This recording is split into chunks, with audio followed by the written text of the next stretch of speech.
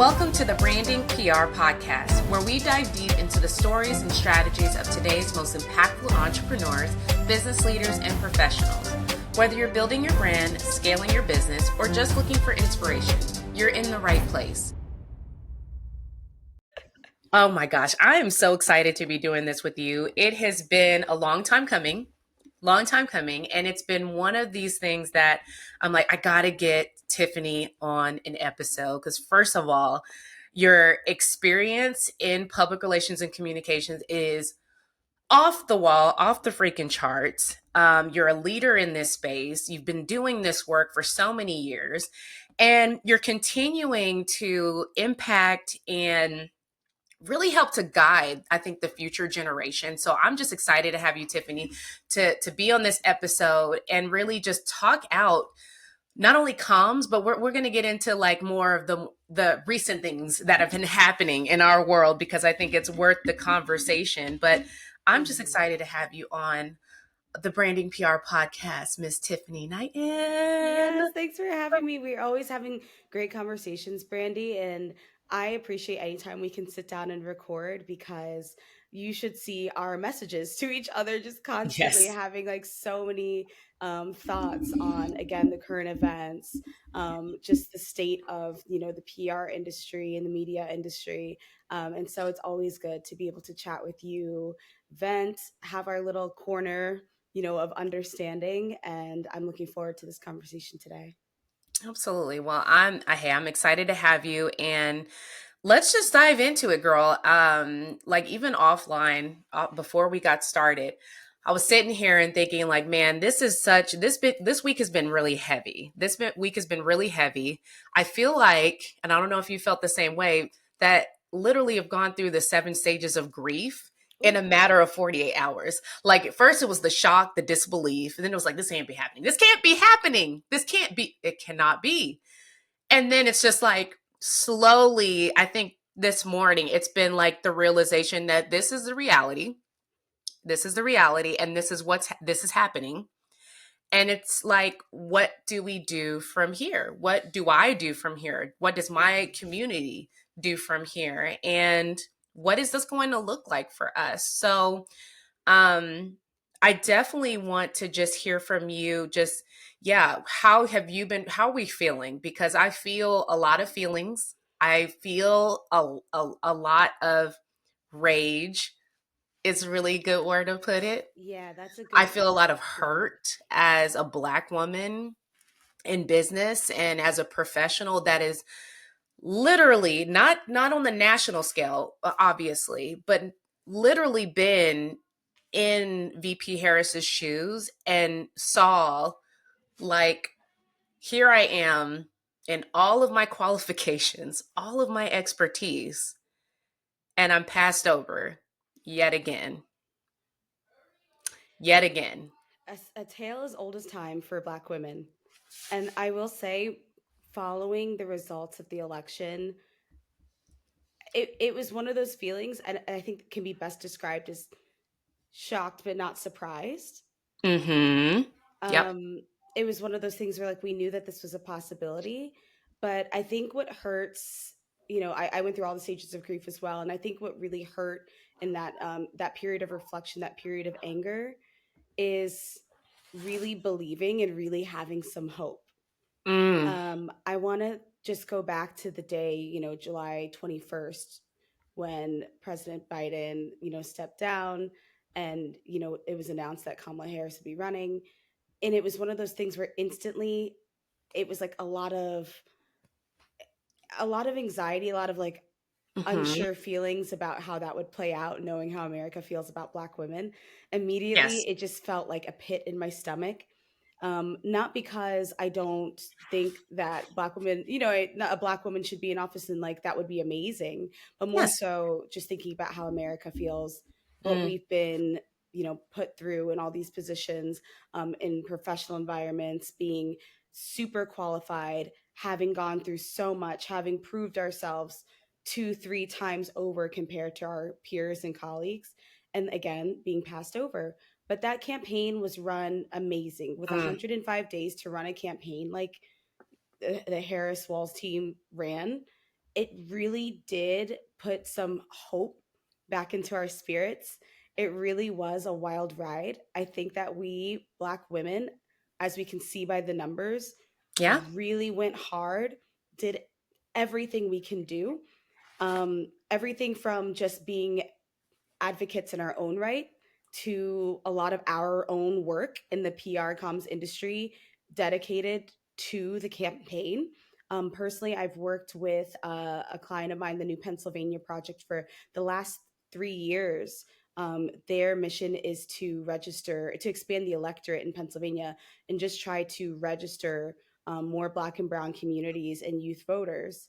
Mm. It's been a long ride with them. And this year, of course, like we really, really amped up, especially around this time. So, personally, a lot of time invested in it from every aspect, professionally, personally, Yes. emotionally. And so, waking up that next morning following the election, seeing the results felt like a gut punch. It felt like a gut punch. It's one of those things where for Black women, it's not just something where, hey, somebody else won and you got to accept that and we can disagree on politics. It doesn't feel like that. Mm. Only because people's lives are at stake, only because people are being threatened with deportation, being threatened with health and safety, being threatened with racism, being threatened with the promise of a police force that will have immunity. So there's so many things to unpack, but I will say that, coming back to your point about Black women and how amazing, qualified, um, how we've been in these positions before, was like the real takeaway there. Mm. Because there's a lot of people who still want to compare apples and oranges, when at the end of Yes. the day, this was a woman who was ready, and we needed to have a candidate like that. But America made their choice. 100%. And I'm so glad that you brought up the point of she ran a really good campaign, a solid campaign. 105 days to put all of this together. We can't discount or discredit that. Like, she put in the work. I think that unfortunately, people failed. They failed her. I think there's definitely some issues with the Democratic Party that like Mm, needs to be navigated. Because there were several points that where they just simply missed the mark and they failed to yeah. engage with some of the newer voters. They failed to engage with the population that isn't as well educated, and this is very clear. And then definitely speaking from the educator standpoint, and also I know we've had these conversations just of me working on my dissertation and talking about issues in communications and political rhetoric and kind of the backlash of echo chambers and its impact. This is like a classic example of this, because there were people that were flat out like, I don't care about policy. I care about my eggs being cheaper, and not even understanding that that actually is policy related. And here are all of these things, broke it down explicitly. This is how we're going to do this Yeah. versus Working concepts towards, of a plan. yeah. Concepts of a Whew. plan. She Concepts of a had the plan. plan, but people were not willing to read it. They weren't willing to engage in it. They didn't care about it. They cared about the simplicity. It's almost like how they teach us in school in comms that there's certain communication you have to communicate at the fifth grade level. And I look back at that and I'm like, you know what? Be- when you look at some of the areas where they were heavy on the red, they were heavy on that side and everything like that, it was a lot of uneducated areas or the least Yes. educated areas. And that's no shade, Yes. no tea. It's literally in those maps. These are Those facts. areas have some of the poorest education in the country. And I feel like that's a direct correlation to how the campaign was not communicating to that person. It was high level thinking. It was high level conversations that people honestly like they weren't ready for. And so the communication would have needed to be adjusted, not saying dumbing it down, but it would have essentially needed to in order to grasp that person that needed that information, because everything that they're fighting for and everything that they're asking for, she gave it to you in a Right proposal, in a there. breakdown right there. And they right could there. not see it. They could not see No, it. It was they too high couldn't see level. it, and I was hoping that the high level like that communication would break down, because Yeah. I did see a huge difference in, for example, how Hillary's campaign was run and how Kamala's campaign was run. Hmm. And in my head, I was like, okay, I see some changes. Like, we talked a little bit about this earlier in the campaign, when we were on our live about campaign rollouts, talking about, introducing, even like weird. And I use that example Yeah. because it was just a small example of Hmm. changing the typical language we use. Like, Yes. language before, like he's a threat to democracy, like wasn't working. It was falling on deaf ears. So they Yeah. did things like that. Now, had that been applied to more things, to Hmm. really kind of meet people where they're at, and communicate with them, that would have been great. But at the end of the day, the policies were there. It was on the Yeah. website. You could read it if you want. People are selecting which outlets they want to, Mm. indulge in. Yes. But a big part of this also was, um, like, influencers too. And we talked a Yes. lot about the conversations. There was a lot of influence in so many ways. Like, I will say, there were a lot of conservative voices that were really getting out that misinformation Yes. onto their platforms, and reaching people who aren't watching traditional media, traditional news. Hmm. Even on, the left, there was a lot of conversation that I felt like was very harmful, in Yes. terms of criticisms for Vice President Harris. Hmm. And it's okay to have criticisms. I want to be very clear. It's Yes. totally okay to have criticism. We are not idolizing politicians. We're Absolutely not. At the end of the day, Yeah. no, we're not. Everybody should be really under a microscope when it comes to who's serving us in office. However, to start so much discourse and have the Mm. power of having a huge audience, and you have power with your words and your word choice, and you have influence, and you are nitpicking, and you are protesting at our rallies, and you are holding your feet to the fire about the genocide happening in Gaza, as Hmm. everybody should. Hmm. But in a way, there that was just another, when we think about these, like, conversations within conversations, that was another thing that I saw create a lot of divide and confusion. And it's just something that we can't overlook. I think you and I, as comms professionals, and you're talking about your dissertation, like, these are things that we study. There's many Yes. issues. There's systematic, there's system failures. Hmm. There's a lot of things to attribute to this. But some of those conversations, I just noticed people with influence, people with platforms, misinformation, people not understanding, Not understanding. was Yeah. a huge issue in this election. Absolutely. Absolutely. Now, I think that as we navigate this thing moving forward, there's going to be a lot more dialogue around comms, specifically kind of what you mentioned in terms of disinformation and misinformation, because the right does believe in free speech in its totality. So, meaning that hate speech is okay and disinformation is okay. And I think in Proposition 2025, I read that's one of the angles is to make it to where you can't go after people for disinformation and misinformation. And from a comm standpoint, that's deeply concerning, because do we want to Oh, set that precedent that now anybody can lie and misinform the public, and especially as public figures, misinform the public, knowingly misinforming them, and there's no consequence to that behavior? Is that what we want to encourage? And even to our media partners,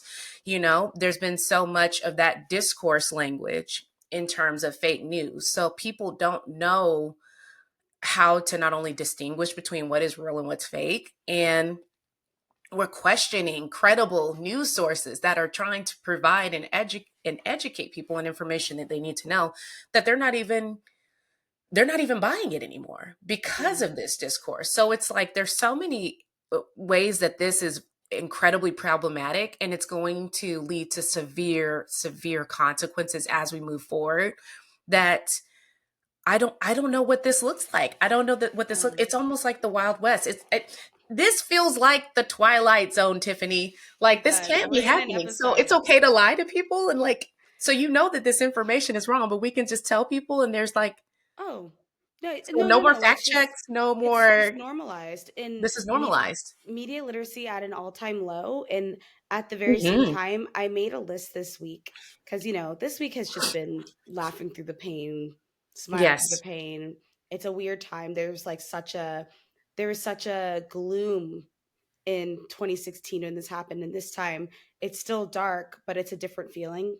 Hmm. And I had a moment, in the busyness of this week to just think about what my fears are. And I wrote some down.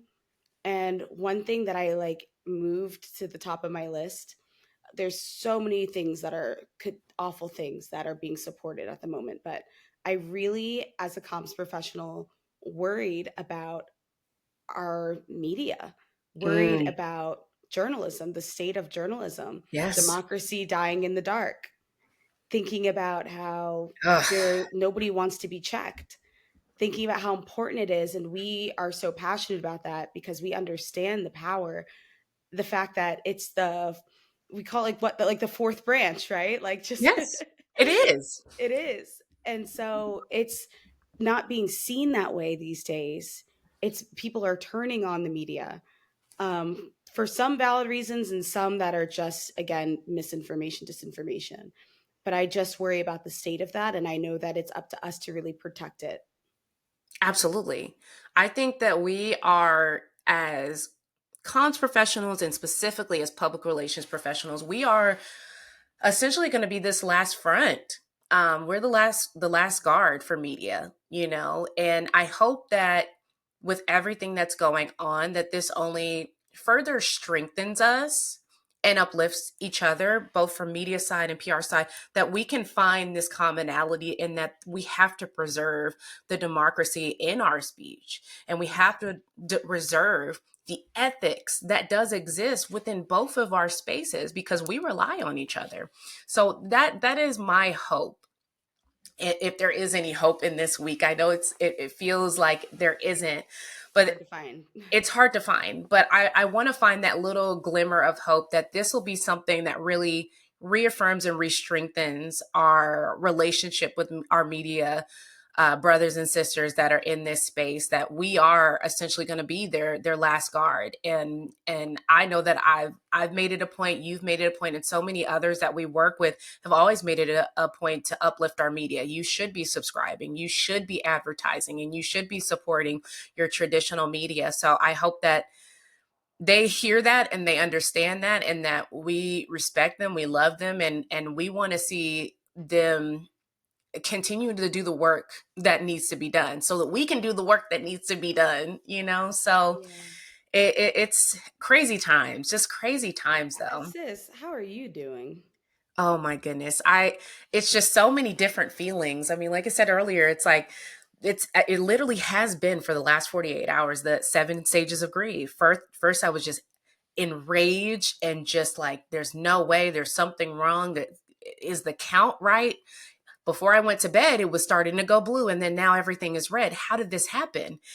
And then just, you know, reading responses on social, reading the news, because I subscribe to everybody. I want to see Yeah. CNN, I want to see Fox, I want to see NBC, I want to see what everybody has to say about this. And it's just Yeah. collectively like, this is the biggest comeback in history, and it is.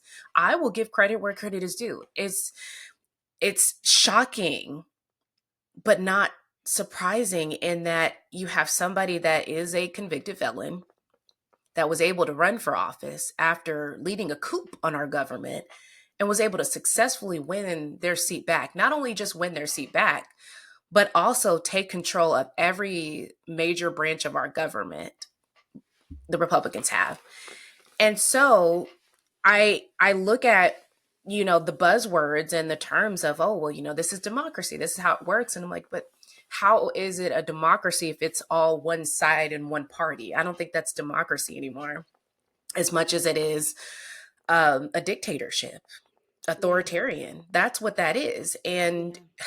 I, even if it were a Democrat, I wouldn't like that either if it was all blue, or sorry, yeah, blue on one side. If it was all blue on one side, I don't think I would be okay with that either, because I have to get others' opinions and views, because that's how we are in comms. That's how we are. We're supposed to be neutral, right? Yes. We're supposed to be pulling, and of course we have our own bias, and we have our own, because we have our own beliefs and we have our own values. We're going to pull from, what our experiences are and have those beliefs, but we also try to find that common ground, right? Where we're pulling from others. And I feel like here, this is not that. This isn't that, and it sucks. It's terrible. I mean, there's so many aspects of this that are just frustrating to me and make me question. I mean, I was even thinking of this other day of just, so what does this mean for Black people, with the attack on DEI, right? And the programs and resources that were designed to give us some leverage, to give us just that little leg up, Mm-hmm. after years and years of just being pushed down. Even with those programs, if I were to create a foundation right now, the odds that I wouldn't get sued are very unlikely, because me trying to help my community that's already marginalized, that's already disproportionate to resources and support. If I were to try to do anything to help my community, I would probably be sued the same way Fearless Fund was. And ultimately, I think they were shut down because of it. As a result, they had to settle in that. So I couldn't even help my community if I wanted to, because then I would be called a racist. And then my program would be shut down. So it's like every which way, whether I go the right way, I go the ethical way, I try to find other ways. I feel like we've been cut at every corner to help people that need the support, that need the help, that have a historical reference and background of why we need that leg up and those additional resources. And at every corner, it's been cut down.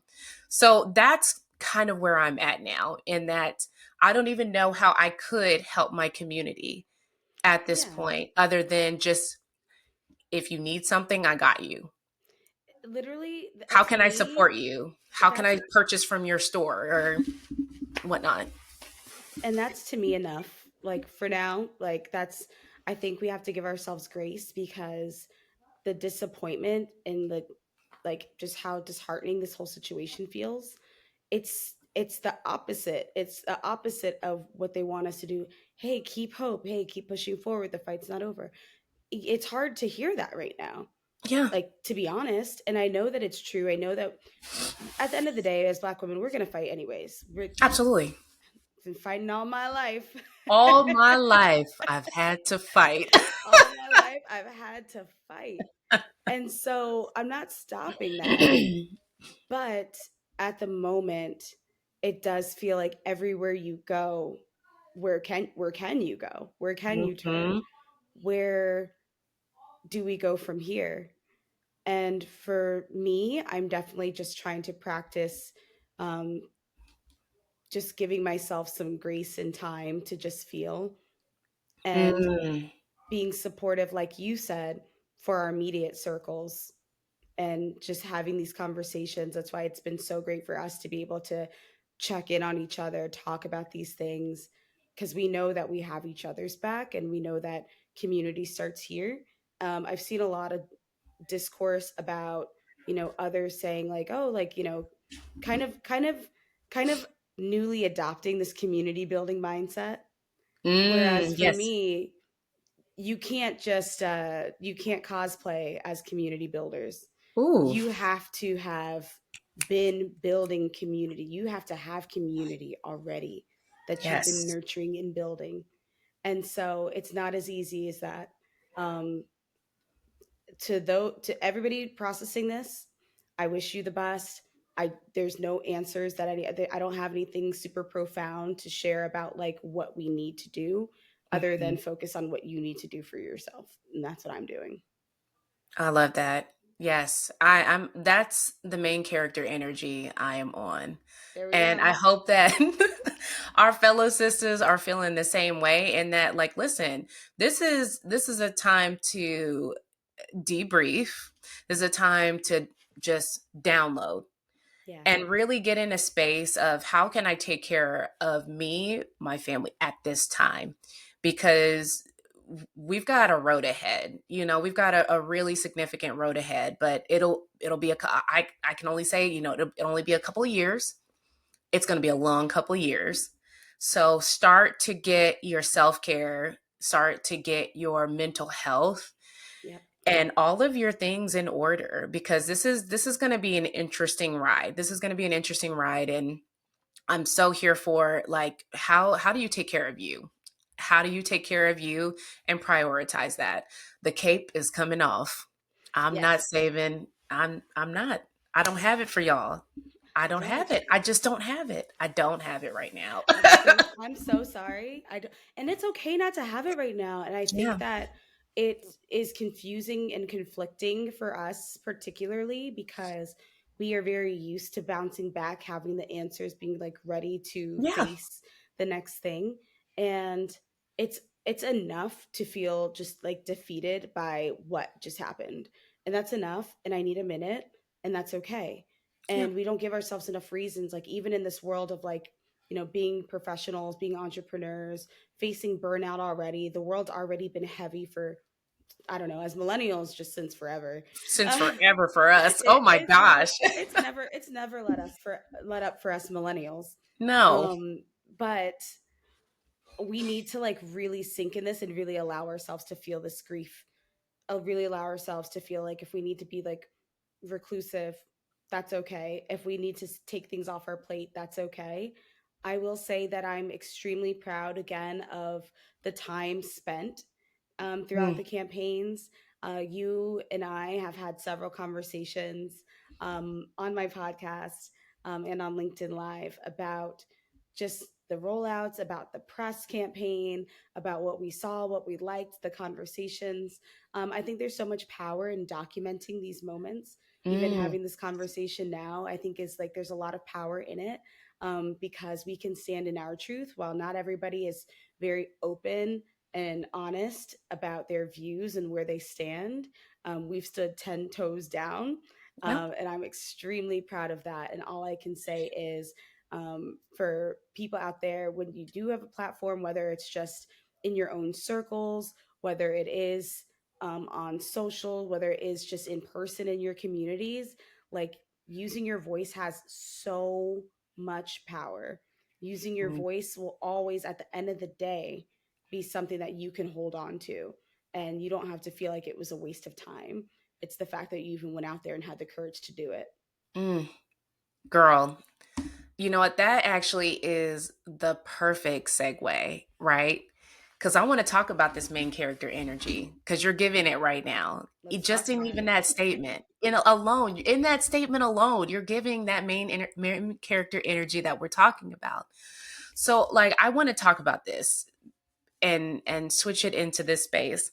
So with your podcast, like, this is one of the key things that you discuss, and it's the promotion of self-belief and limitless potential. So I want you, if you can, share with me a moment where you embraced your own main character energy and it just made such a difference in your life.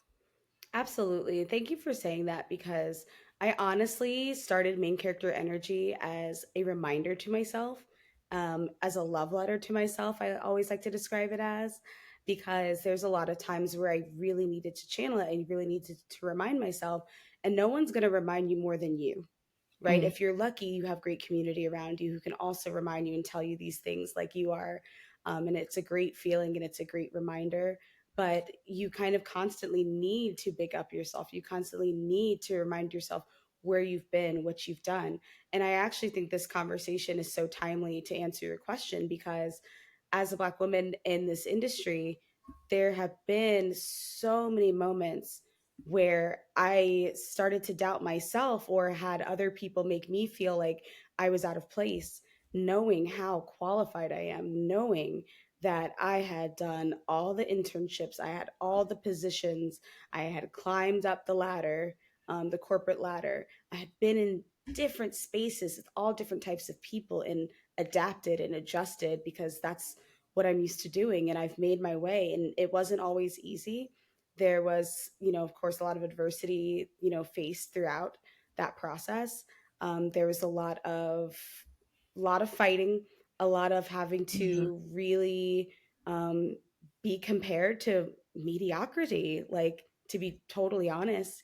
Mm. And basically they want me to doubt my self-worth in some of these spaces when I know that I'm supposed to be here and I want to take up space here, and I will take up space here. But it wasn't always easy. It took a long time for me to even talk about it, because I know that other Black women know what I'm talking about, but it becomes one of those things where the whole world outside of that just thinks that you're exaggerating or complaining, or surely you did something wrong.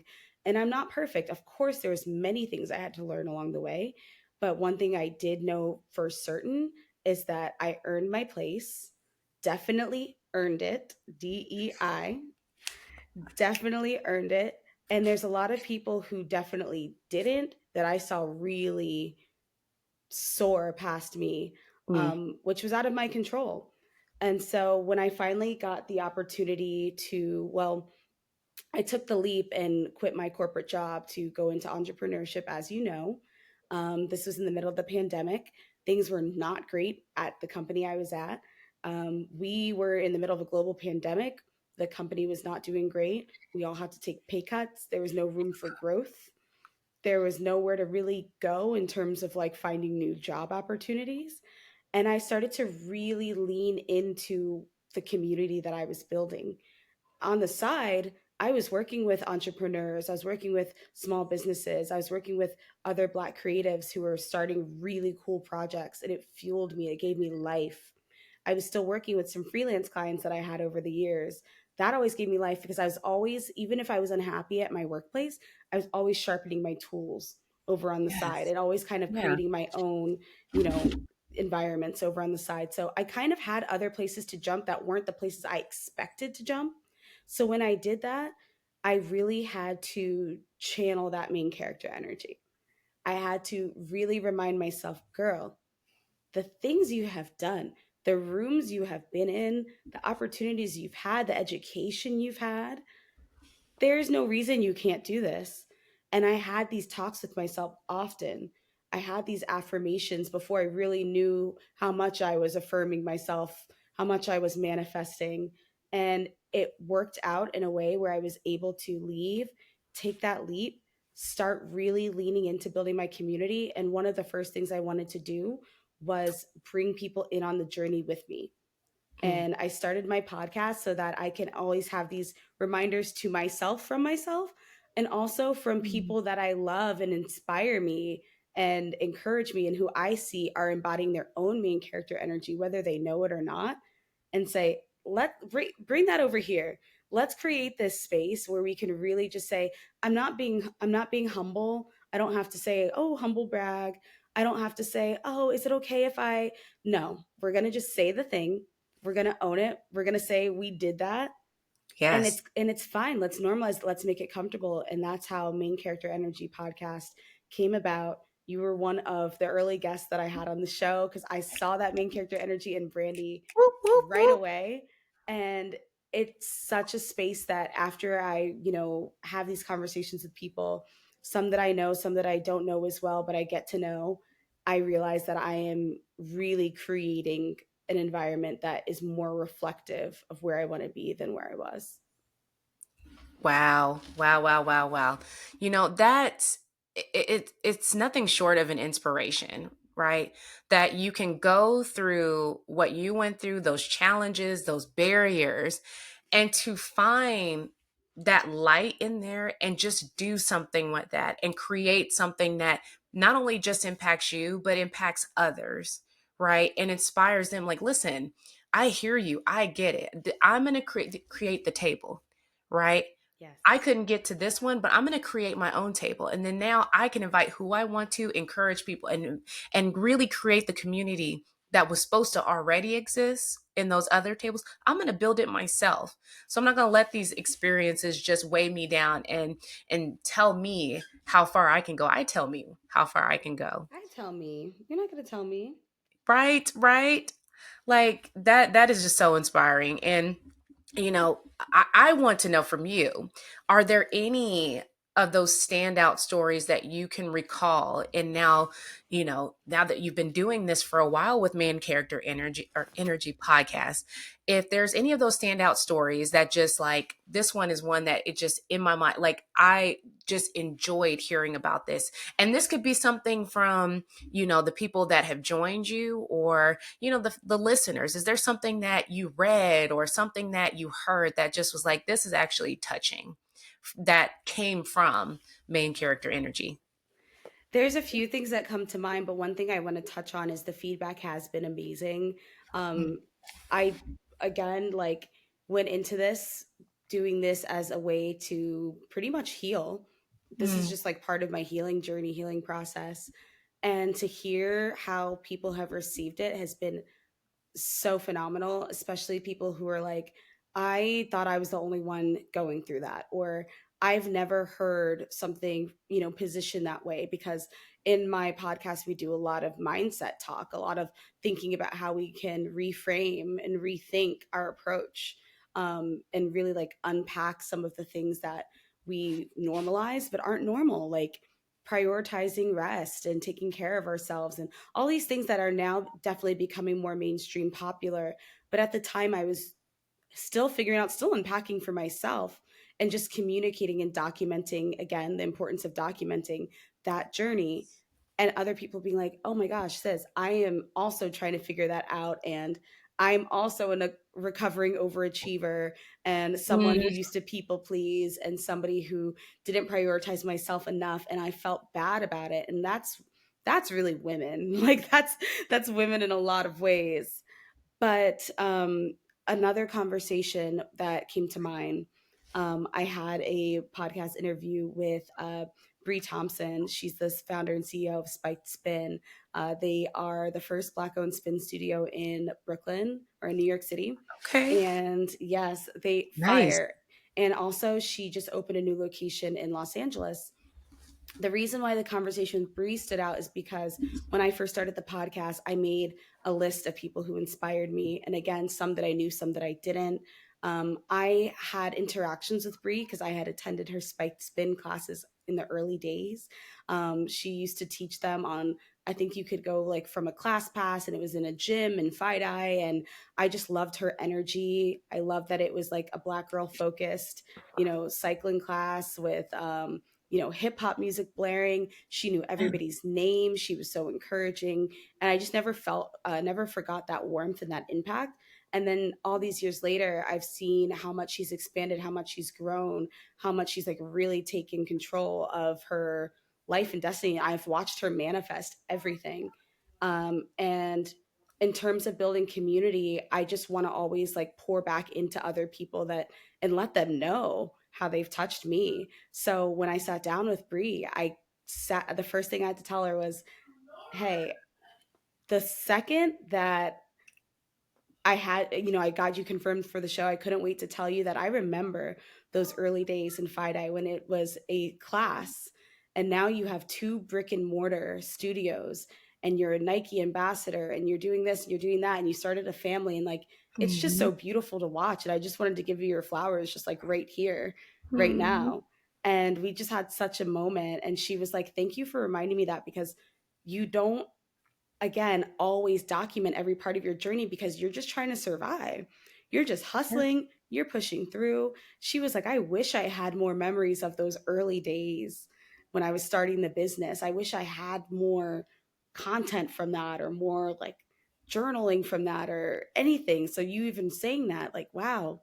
And so I just thought that filled me to even hear her say that because it's just yet another reminder that like people see you and sometimes it feels like you're moving through life so fast and so alone, in entrepreneurship particularly, Mhm. but people are watching, people are cheering for you no matter what. So I just wanted to have that reminder on my show and continue to have that energy where we're uplifting people, we're giving people our flowers, and we're reminding them, nah, keep going, go harder. I'm here to support you. You have people to support you, and you're not alone. Oh, I love that. I love that so much. And just with you bringing up those little reminders mean so much. And sometimes we need that to reaffirm, like, hey, you're on the right track and look how far Yeah. you've come along. You've gotten to this point. Imagine what you're going to get to in the next step. But when you're in it, and I totally feel you on that, when you say, like, when you're in it, it's like you're not really thinking about it because you're trying to survive. You're trying to make a dollar out of 50. You know what I'm saying? Yes. Like, you're trying to make it work, make it shake.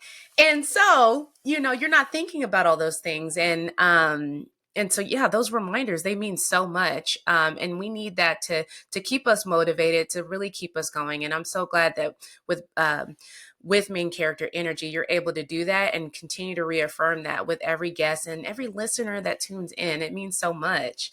And so, since we're on this, okay, those little reminders, and really content, right, and creating that content as you, even in your startup era.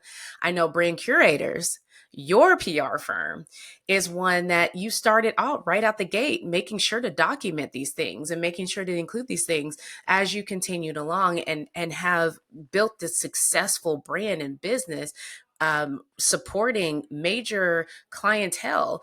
And so, what I want to get into with this is, I know that you specialize in brand development for those mission driven creatives. So, how do you approach helping these brands tell their stories in a meaningful way? Absolutely. I think it starts with kind of deconstructing what we know. Everything is Mm. always kind of stripping back what we think we know. And one thing that I really try to examine before I work with somebody is like really getting down to their why. There's a lot of performative activity out here, which you and I Mm. know very well. Yep. And there's some people who want to get up here and they know that they might have kind of cracked this code that people care about, causes and mission driven, work, but they're not really doing that work. So I think there's definitely a lot of vetting that kind of comes with who I want to work with. I am the type of person, this also I think comes because I'm a generator human design type, Mhm. which I've learned a lot about, which has helped me in my business because I realize the energetic nature that comes over me when I'm connecting with somebody and I'm really connecting with their mission and really seeing them for who they are and really understanding the fact that they want to have this impact larger than them. Once I have that feeling and I want to work with them, I am really stripping back the layers of who they are, right? Like, just like, in our industry, research is like the most important part. Research and Mm. planning, so important, so slept on. But we take a lot of time to really understand and really lead with storytelling and community over vanity metrics, algorithms, clout chasing, all the things that you might end up Yep. seeing because we're on social media in 2024. And at the end of the day, a lot of people want to just kind of like pay for that blue check, go viral, think that they're making a bag. But just because you went viral doesn't mean that you're making money. One, That part. doesn't guarantee you longevity. It doesn't mean you're connecting with the right people. And so when we are doing that early stage brand development, we are really trying to get back to what's the story that you're telling that people can connect with, that your audience can connect with, and see how genuine you are and understand from your actions as well and your history that that is some proof right there about who you are and what you're doing. So, how are we going to communicate that? And then we go from there and we see how we can continue that message, how we can continue to engage audiences, and how we can continue to do it in a way that's sustainable because burnout is real. And I Yes, think it is. burnout is real. I'm feeling it right now, if I'm being honest, just with the end Yeah. of the year happening and everything else in the world happening. That burnout is heavy. So we have to give ourselves grace and not think like, I have to post every day and I'm not doing these things and my business is going to fail. It's okay. Because at the end of the day, if your messaging is strong, your intentions are good, you're aligning with your audience, you're doing things genuinely, authentic connections, things are going to move along the way that they're supposed to. You are going to attract and you don't have to chase. Things will come to you. Oh, I like that. You don't have to do all, you don't have to chase. You can attract all of that you're looking for. I love that. And you know what? That actually answers my second question I had for you, because I wanted to hear from you just kind of what role does creator management and UGC campaigns play in modern branding? But I feel like you just answered that for me. It's a big piece, and it's a piece of this that requires organization, it requires that coordination, but it also requires a solid team. And with brand curators, you've been able to do this and help to support these businesses so that they can achieve that goal and not just spinning the wheels of, oh, let me post on social every day and look, if I go viral, that means I've made it. It's not enough. And those that are Mm-hmm. listening, we're telling you now, that's not enough. It's not enough, and you're on the fast track to burnout. Oh, You're not absolutely. really reaching your target. You might have some instant success, but we know that things take time. Building a really strong brand takes time. And if you're not in it for the long game, then it's not for you. And I really want to normalize that because I think that's been some of the trouble that I've had in my business where I do want to really help somebody, really want to help them build their brand, but it might not be a fit if Mm-hmm. they want to fast track and rush this.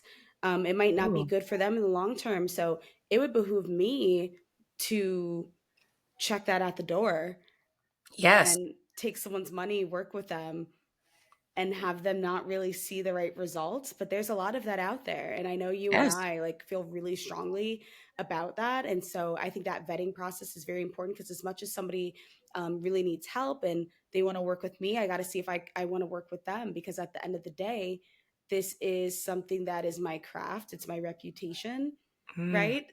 I yes. want to I want to be that support, but I'm also going to do things ethically the right way. I went to school That for part. this.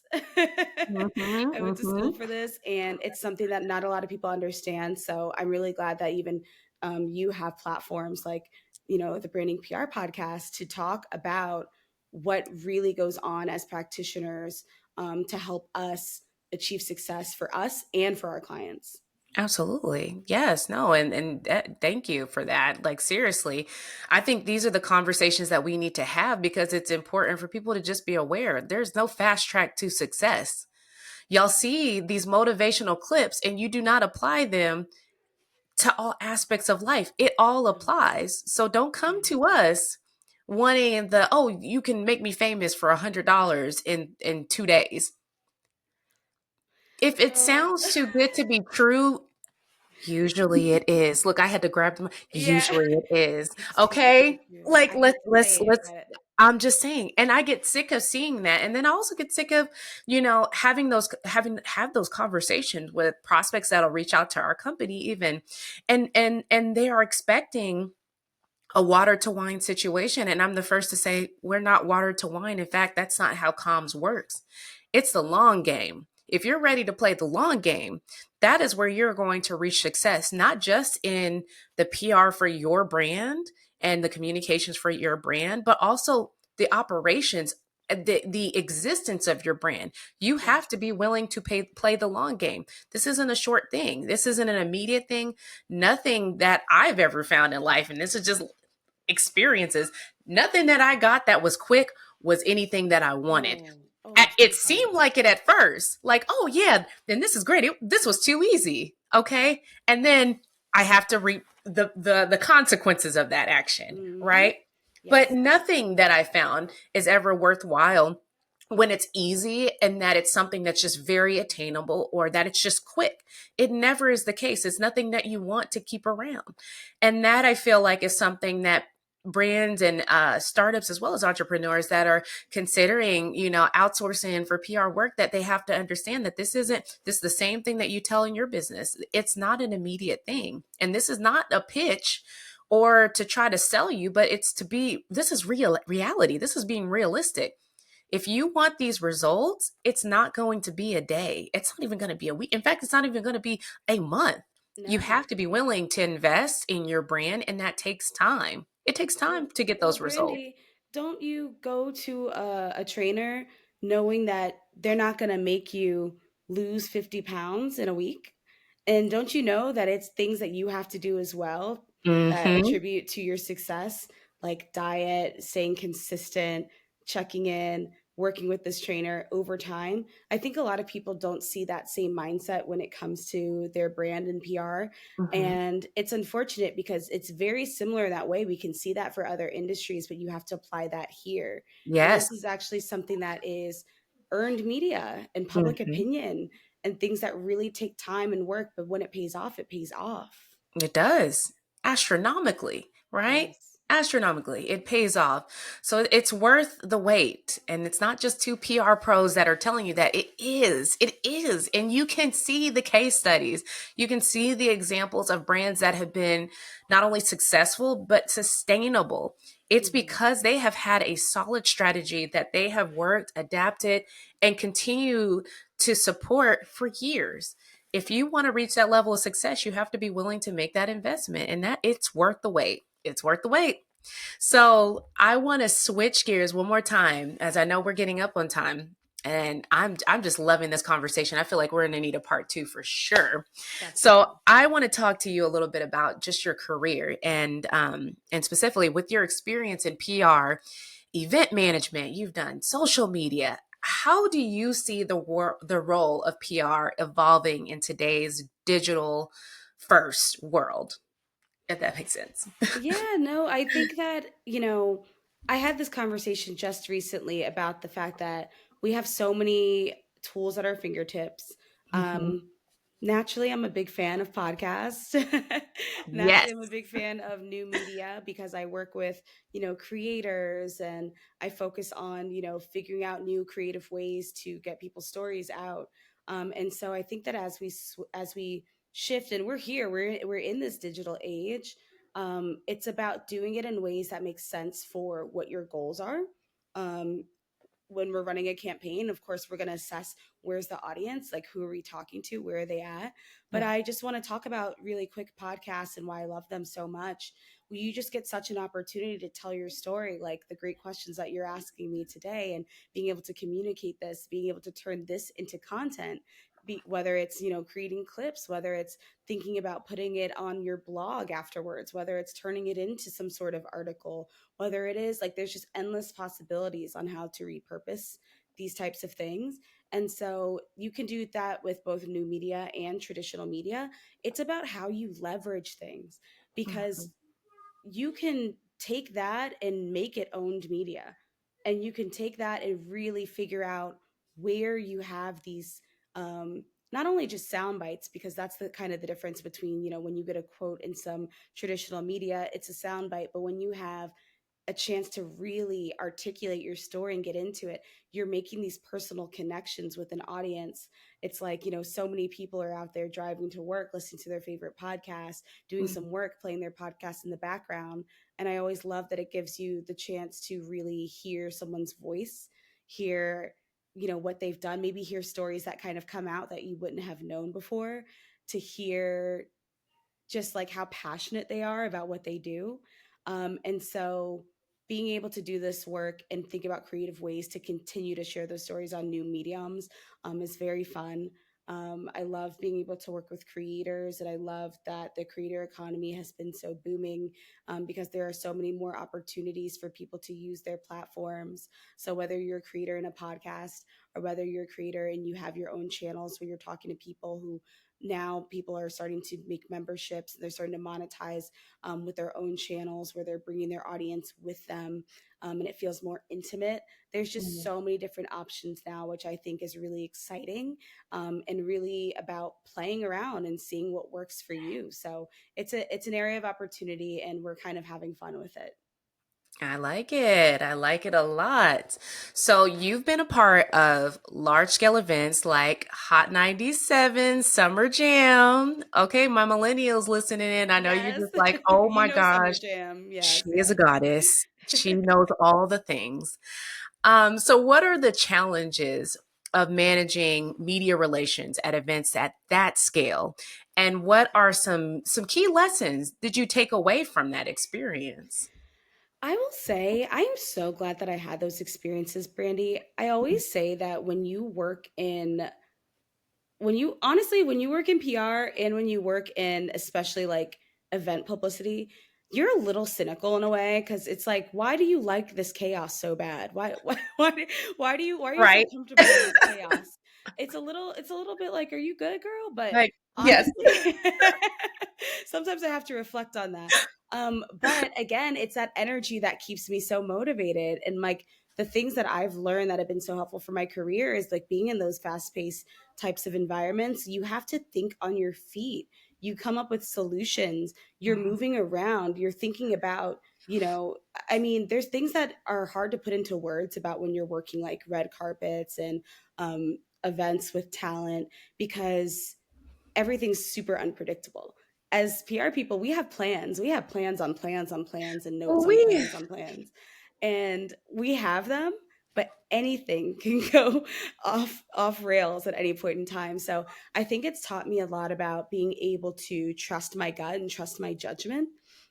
Especially working events like Hot 97 Summer Jam, when you're in the photography pit and you're trying to help people and journalists like get in and out of that area, and you're kind of like monitoring, but you're also seeing what's happening on the stage, but you're also kind of trying to follow a schedule, but you're also trying to think about what photo ops need to happen and what interviews are happening after this. So your brain's in a lot of different areas. It's definitely a lot of multitasking, but when you pull it off, it is quite a feeling, to be able to think on your feet, and maybe like somebody was brought to the wrong area, or maybe like an interview didn't start on time, not to just break down and freak out and be like totally thrown off, because sometimes as a Capricorn girlies who Capricorn love our girly. plans, it can be a little bit like jarring to get away from the plan, but you have to Hmm. find that flexibility, and you have to really be able to adapt. And I think that that experience has helped me be able to be a lot stronger in my practices these days, with how I'm going to switch gears and pivot and think differently about a situation, because I've been put on the spot, have figured it out, and I know that I'm capable. There you go. I mean, you're screaming adaptability here. Okay. And it's so important in this Hard. space to navigate. Like you just have to like, and it's almost like a contradiction of Capricorns, because we are so organized. We are the planner. We are the It's planner on the such a zodiac chart. We are contradiction. that. And then you are in a space where you want me to plan a contingency, but we have the plan, right? So it's just almost a contradiction of itself and being in certain spaces. But Hmm. with us, it's like we find a way. We find a Oh, way, but the adaptability, oh my goodness. the adaptability. And then I also want to touch on soft skills real quick, Yeah. because of course, like again, there's the contingency plan. Someone Yes. didn't get a press pass. Okay, well, we have these, like we can figure it Yeah. out. There's someone who can run you down. Like there's things that we can figure out. But then there's little things that you learn on these types of press tours and events, which is keep everybody fed. Keep Mm. everybody, if everybody's fed, this is what my mentor said to me, is if Yes. everybody's fed, they're happy. Okay. Things Okay, can now. go wrong. Things can go horribly wrong. Don't let them be hungry on top of that. Okay. Ooh, because you're gonna have a Don't let them be revolt. hungry. Don't let them be Yes. hungry and already mad. Now they're hangry. Now things are on fire and 10 times worse than they would have been. And it's Yep. such a simple thing. It's just thinking about your team. Is everybody Yep. fed? The client, like making sure there's enough food, water, things like that. Like things that people think are very basic. But I'll Yep. tell you right now, I've never had a shortage of food wherever I'm hosting an event or That part. helping out with an event, making sure and asking, hey, did you have a snack? Because I know that at least they had that snack. And if anything goes wrong or off rails, or we have to wait a long time and things, we didn't get to the lunch when we thought we were going to, it helps. And that's just a part of just people skills in this Mm. industry, and something that is not exactly taught, but something you've got to learn is just be flexible, be ready to pivot, and just have some snacks in your purse, to be honest. Hello. Listen, that's some good advice. Keep them snacks on deck. Keep your people fed. I love that for real. Period. So, as someone that has been a part of creative accelerators, like, and I'm going to say this wrong, HX House, is that a house? House, yeah. House? Yes, Yes, yeah. So yes. they threw that EXO in because the accelerator program's run by the Weekend's EXO label.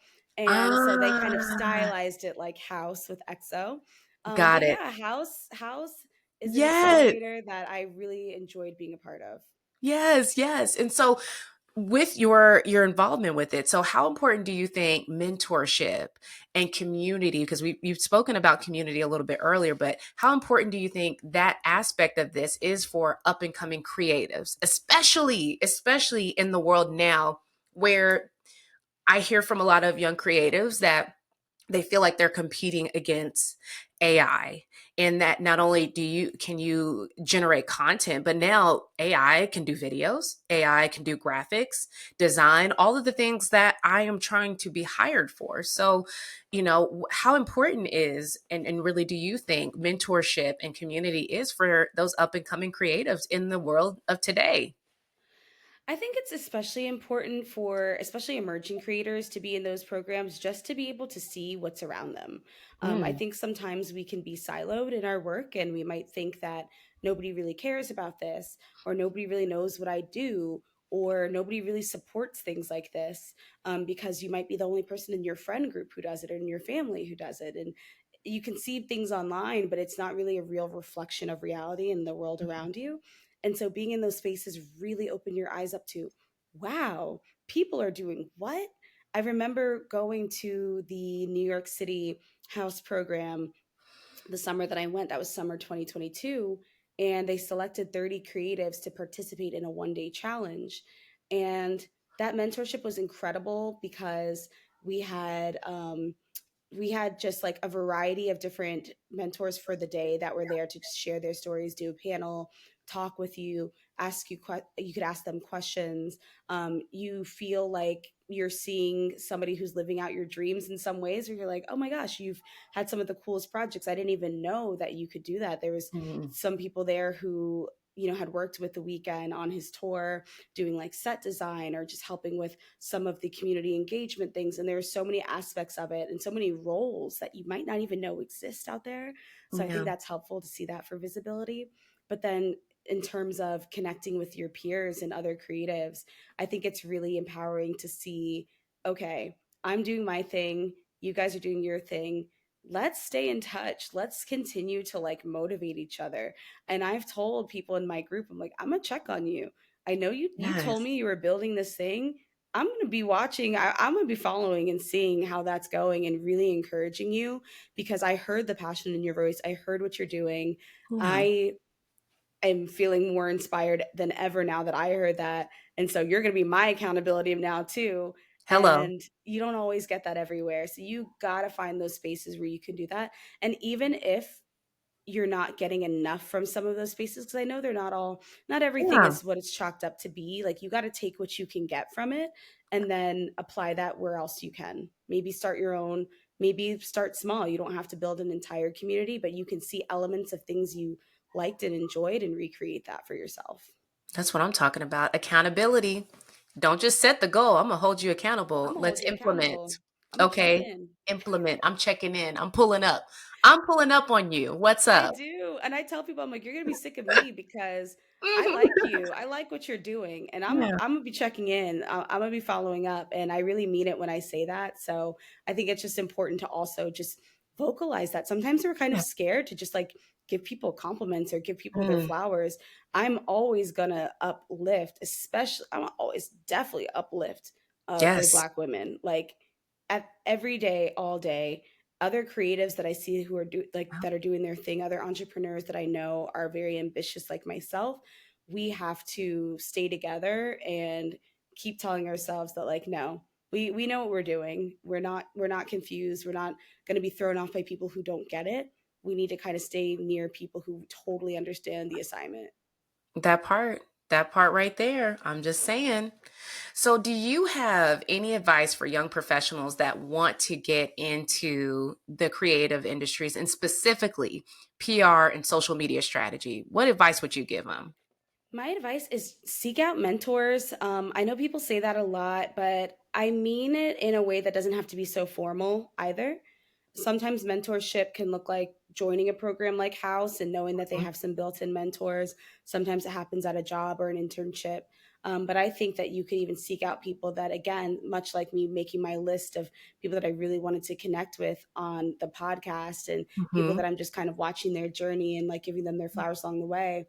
Seek out people like that, people that you want to learn from and that you want to kind of encourage, but make it mutually beneficial. You want to learn from them, but you also want to, you know, you don't have to you don't have to have something necessarily to offer, but basically your admiration and your accountability and your just seeing them for who they are is a lot to offer. And sometimes that goes a long way for the mentor as well. So seek out a mentor. I would say just don't be afraid to get involved. Don't be afraid to get involved when you see that there's a mission, a cause, a organization, a group forming. You can get into groups like that where maybe it has to do with some of your beliefs, where it has to do with things that affect your personal life even outside of a professional career. Get involved in things like that, because that's another way to find community and find like-minded people with like-minded values that can really make you feel good about yourself and what you're doing, and that translates to the rest of your life. So really get involved, really make your voice heard, and just go for it. Have that main character energy, have the audacity to be in any room you want to be in. Submit the application, Well, submit the application, submit the application, submit the hello. grant, apply for the job. Even if you don't think you're ready, it's good practice to do that, just to get yourself in the mindset of, I'm supposed to be here, I'm taking up this space. If it's not for me now, it'll be for me when it's ready. That part. That part. Now, in an industry that is so focused on visibility, okay, how do you balance your personal authenticity with your personal professional persona? Yeah, that's a really good question. I think I struggled with that for a long time, being in corporate for so long, of course, trying to be, palatable in certain environments Yeah. because Yeah, the the deep deep, sigh you and the felt that? look. You We're felt that? here. You felt that? We both were We're like, here. Mm-hmm. palatable. It was Mm-hmm. never my, like, I love that quote from VP Harris, like, Mm, I don't aspire to be humble. mm. I don't aspire to be, oof, that was a bar. I just was thinking about that because I was about to say I never aspired to be palatable. That was not for Such a me. bar. I didn't want to be such a oof. Got to print that out. Got to print that out because it wasn't something where I ever wanted to be Mm, um fitting into a certain box, and I never did. And I realized it much later. I realized it much mm. later, even when I was like leaving one of my corporate jobs and pretty much being told that like I was too creative or I had my own thing going. And Yep. they were basically telling me I was pretty entrepreneurial, and I took it as an insult at first. Like I kind of Mm, was like, what do you mean? Like if you thought that I didn't belong here, they mm. were trying to compliment me. But now I really see like, no, I was definitely always meant to Yeah. be in my own skin, be myself. The more that I was able to lean into my own personality and not have to feel like I have to like mask or code switch as much, Yep. I talk the way I talk and share things on social media the way that I normally do. My brand, my business, Brand Curators, which is turning 4 years old this Mm. December, on December Yes. 7th. Thank Congratulations. you. Yes. Thank you. We have a certain brand voice that is rooted in how we really talk in our company. Just conversational, um, you know, just speaking in ways that I feel comfortable, that I'm not having to mask anything, that I can, be able to talk to clients and talk to collaborators and not feel like I'm a different person. And so that has been a really good feeling of finding that balance between my hybrid brand, where I'm a very professional person by nature. I don't have to worry about being Yes. professional. I'm professional, honey. But That part. I want to Okay. be able to say that part and all the things that I want to say, that how I really talk, how I really connect with people, and not feel like it's holding me back or hindering me. I have 3 piercings in my nose, Yeah. Brandy, Yeah. and and I don't, and it's not stopping me from making money or making connections or succeeding. I think people see me for who I Mm-hmm. really am, and I think that attracts everything that I want, and hopefully attracts even more, because I'm living authentically. People see it Yep. and they feel like they can live authentically too. And we could just be here together and kick it. And there's room for all of us to thrive. That part. See now, you spitting bars. You over here talking about VP Harris. You spitting bars right now. Okay, said I got these My work piercings. experience. I'm showing up authentically, and I feel you so much on that as a lock sister. Like I'm not Yes. pulling this back for you. This I'm showing up as me. I'm big me. Big Okay. me. me, That's how okay? we showing up Yes. 2024 and beyond. And you So can work don't with get me it or not, and or that's not. okay. Yeah. There's And it's something out okay. there. And if it's something that, like, if you don't if you don't want to work with me, or you don't take me seriously because of, things about my appearance, then, like, it's not a good fit. We're not going to be able to That work part. That's together. it. But at the end of the day, I'm a creative professional. I am a strong Black woman. I am a child of a military family. I Mm, have lived many places, been among many different cultures, ethnicities. yeah. I've been able to really drop into different environments and go. I've Yeah. been college educated. I've had experiences around the world. I've had amazing, amazing connections in community. I'm most proud out of everything of the community that I built. Like, truly, Mm, if I had to think of like one thing that I'm so grateful for, and I'm like actually getting emotional thinking about it, mm. it's the people that I've placed around me. And I do know that it's a reflection of me.